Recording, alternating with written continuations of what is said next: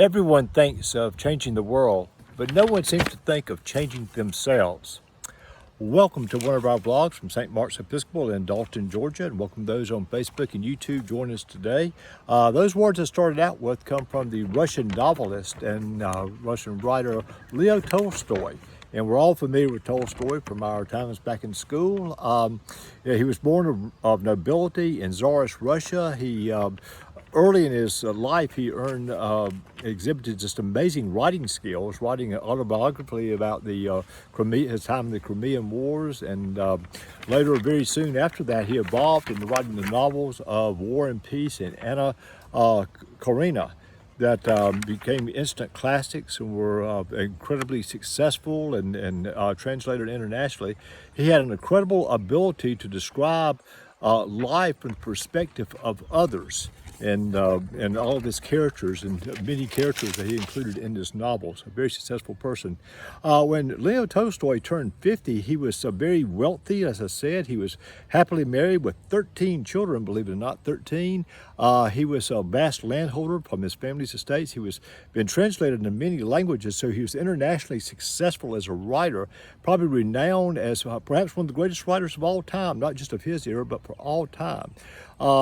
But as described by David Bueller in a recent article I read, that at 51, he recognized that something was missing in his life. There was a void that he couldn't get.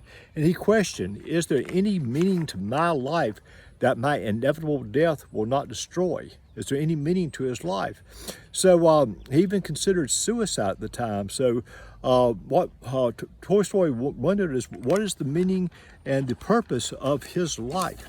Well, at 51, he actually went on a couple of journeys, intellectually and physically. He disguised himself as a peasant and went around the countryside trying to live with and associate with the lower classes of Russia. He tried to consider an ascetic pilgrimage to a monastery and just exposed himself to things he normally would have because of his status as a writer and as a nobleman, a healthy landowner. Tolstoy also studied the humanities and philosophy very extensively at this time, and while they acknowledged his questions about the purpose and meaning of life, they provided no answers that were satisfying to him.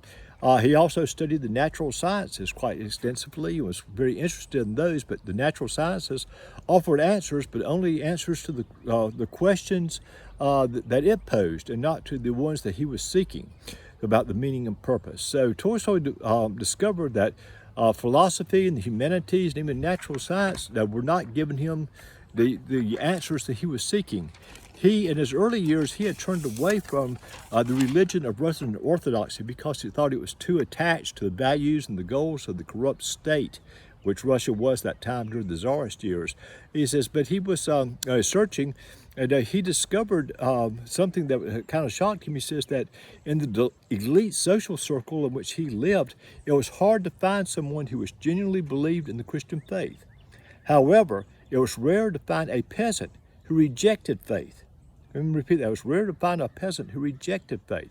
So Tolstoy started leaning towards what he called irrational faith, that something was not to him intellectually, but something that, as he just chose to believe, then made sense to him. So Tolstoy embraced Christianity after his age 51 and the years following that, particularly the teachings of Jesus in the Sermon on the Mount, which he took quite literally and radically changed his life. Tolstoy concluded that faith gives meaning to man's finite existence, a meaning not destroyed by the sufferings or the deprivations of, or even death. Tolstoy took the teachings of Jesus, like I said, in the Sermon on the Mount very literally, and this changed his life really radically. He gave away most of his possessions. He really changed his lifestyle with that. Now, I don't agree with all of Tolstoy's conclusions about Christianity and about Jesus. For instance, he said that Jesus himself was not divine, but his teachings, what he taught, were divine. I believe that Jesus was divine, but also I believe his teachings were divine. But so I half agree with him on that, but not. I believe the divinity of Christ being a Christian. But regardless of the specifics, there's much that we all can learn from Leo Tolstoy, and particularly his fearless examination for the meaning and purpose of life. and how he allowed the teachings of Jesus to radically change his life, even in an advanced age and someone with many material possessions. He changed radically because of Jesus. As Tolstoy observed, live seeking God, and you will never live without God. Repeating that, live seeking God, and you will never live without God.